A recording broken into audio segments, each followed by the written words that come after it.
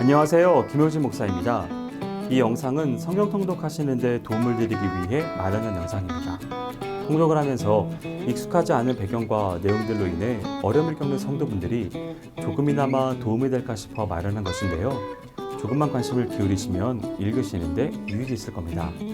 그럼 오늘 읽을 부분에 대한 안내를 해드리겠습니다.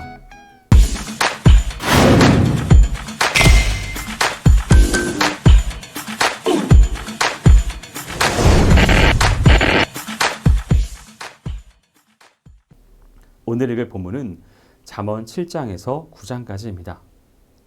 7장은 앞부분까지와 동일하게 지혜 추구를 권면하되 그 초점은 지혜를 소유한 부모의 의로운 충고에 따라 음녀의 유혹에서부터 벗어날 것에 대한 권면의 내용을 교훈하고 있습니다. 1절에서 5절은 부모가 제시하는 교훈에 대하여 주의를 하라고 촉구하는 내용입니다. 본 내용의 핵심은 아비의 권고를 지키라는 반복적인 권면입니다. 그리고 아비의 권고를 순종했을 때 발생하는 유익한 결과를 기록하고 있습니다. 즉 본문은 본서에서 계속 반복되고 있는 바와 같이 삶의 경험이 많은 자의 교훈을 따를 것을 권면하되 이를 내 명령을 지켜서 살라, 내 법을 눈동자처럼 지키라, 손가락을 매라, 마음판에 새기라 등과 같은 논조로 거듭 강조하고 있습니다. 이는 지혜를 얻음에 있어 경험이 많고 의로운 자의 사랑에 어린 충고를 지키는 것은 아무리 강조해도 지나치지 않을 만큼 중요함을 보여주는 것입니다. 6절에서 27절은 저자가 직접 목격한 음행 현장을 희화적으로 서술하고 그 결과를 예측함으로써 보다 실감있고 효과적으로 음행에서 피해야 한다는 교훈을 주고 있습니다. 이에 대한 구체적인 내용은 다음과 같습니다. 먼저 어리석은 자가 음녀에게 접근하고 있는 모습을 그리고 음녀의 모습과 간교한 성격을 묘사하며 음녀의 유혹에 빠진 어리석은 자의 모습을 설명하고 음녀를 피하라고 권고하고 있습니다. 이처럼 지혜자 솔로몬이 젊은이로 하여금 음행의 심각한 해악을 밝히며 음행을 피할 것을 거듭 충고하는 것은 음행이 모든 사람이 조금만 방심하면 지을 수 있는 보편적인 죄인과 동시에 한편으로는 혈기왕성한 젊은이가 범하기 쉬운 죄이며 그 결과가 치명적이기 때문입니다. 8장은 지혜 추구를 권면하되 초점을 인간이 마땅히 추구해야 하는 신적 우월성을 보여주는 데 있습니다. 1절에서 21절은 지혜의 초청에 적극적으로 응함을 통해 얻게 되는 축복과 생명을 제시함으로써 적극적으로 지혜를 추구하여야 함을 교훈합니다. 구체적인 내용을 살피면 먼저 지혜가 공개된 장소에서 사람들을 초청하고 있음을 말하고 이어서 지혜의 초청에 응답할 것에 대하여 권면을 합니다. 그리고 지혜의 구체적인 덕목을 말하면서 지혜를 취했을 때 얻게 되는 유익한 결과를 언급하고 있습니다.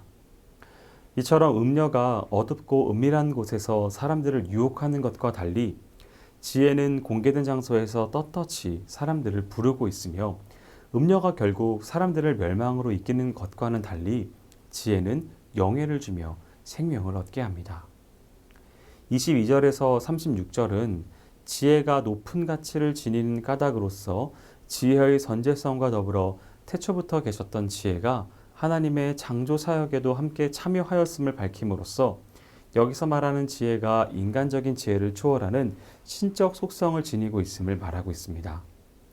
이에 대한 세부 내용을 살펴보면 먼저 어떤 피조물과도 달리 창세 전부터 존재했던 지혜의 근원과 온 세상을 창조할 당시 창조 사역에 적극 동참했던 지혜의 역할을 밝힙니다. 그러나 이러한 두 가지 내용은 모두 지혜란 근원적으로 하나님께 속한 것일 뿐 아니라 동시에 창조주 되신 하나님 자신이며 더 나아가서는 하나님의 지혜가 이 세상에 오셔서 스스로를 십자가에서 희생시킴으로 참 생명을 인류에게 가져다주는 예수 그리스도로 귀결됩니다. 이로 볼 때 본 잠언은 단순히 우리에게 인간적인 처세 요령을 가르치는 것이 아니라 창조주이시며 역사의 섭리자이신 하나님께로서 비롯되는 지혜를 통해 하나님을 바로 알고 경외케 하며 결국에 가서 생명의 주이시며 참 지혜이신 그리스도에게로 우리를 이끌어 영원한 구원에 동참케 하려는 목적으로 쓰여졌음을 알 수 있습니다. 9장은 인간에게 생명을 주는 지혜와 사망을 가져오는 어리석음이 각각 사람들을 초청하고 있으며 이 초청에 응한 결과가 어떠한 것인지를 보여주고 있습니다. 1절에서 6절은 지혜가 사람들을 잔치에 초대하는 메시지를 담고 있는데 지혜가 만반의 풍성한 준비를 갖추고 사람들을 초청하고 있으며 그 초청에 응할 때 생명과 명철을 얻음을 기술하고 있습니다.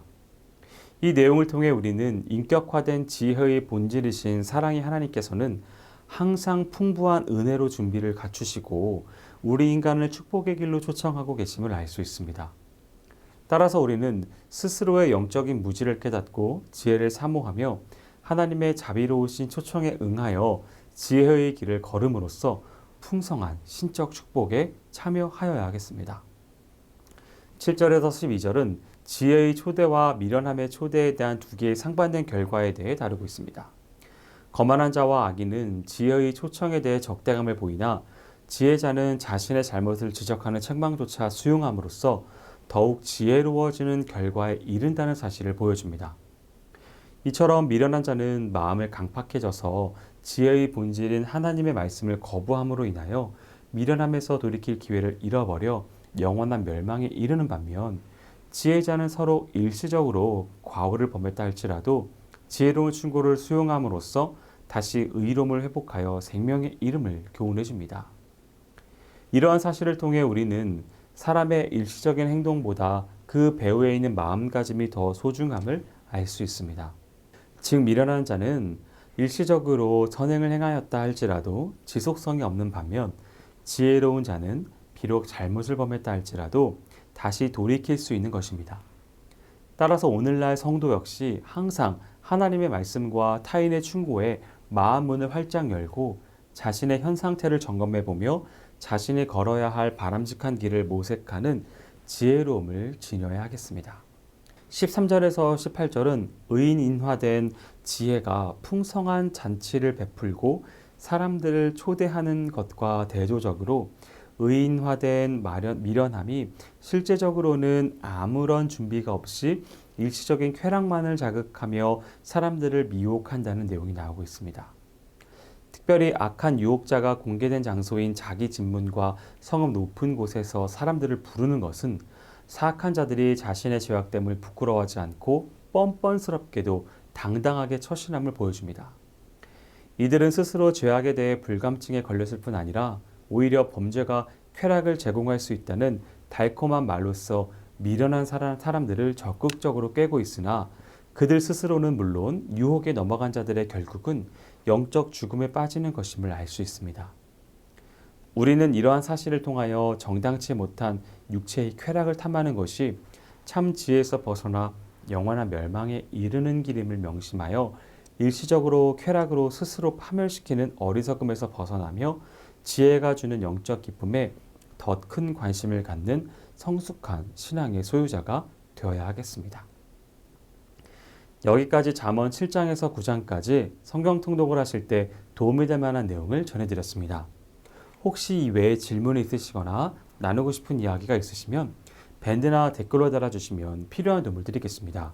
그럼 내일 다시 만나도록 하겠습니다. 동독 파이팅 하세요!